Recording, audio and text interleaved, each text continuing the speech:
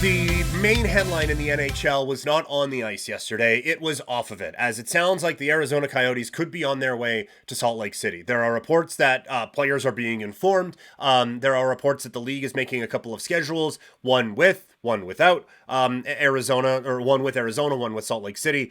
This is just a really, really unfortunate story.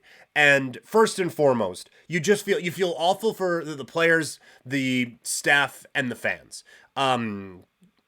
For the players, like this is, you don't know, are you going to be in Arizona or Salt Lake City next year? That's a bit of a change when you have families that are there and kids and all of that. For the staff, obviously, like that there are, and not like the front office staff and hockey ops, but like the ticket takers and the popcorn and the all of those sorts of people who work there and rely on these Coyotes games to help improve their living.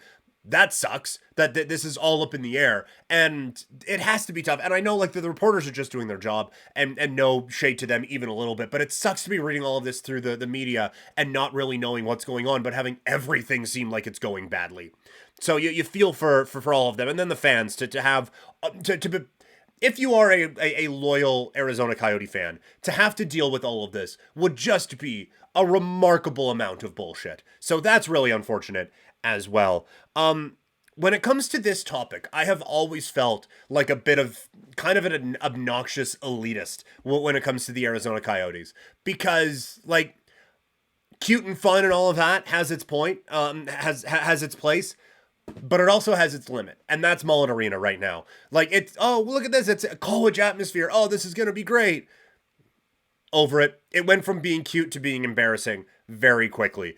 There should be barriers of entry for owning a National Hockey League team. And one of them is a fucking hockey rink. And that holds a suitable amount of people for a professional hockey team. That's not Mullet Arena. It's cute, it's fun, it's a great college atmosphere, all of those things, sure. But averaging 3,000 fans a game is pathetic. You can't be doing that. And again, this isn't shitting on the fans or anything like that. This is 100% ownership fucking this thing up. And again, it's not even like, oh, Arizona should have paid for an arena for this hockey team. No. I'm not about that either. If you can't afford or can't make it work to get an actual professional arena in your city, then sorry, you don't get your team anymore. And I'm talking to the owner.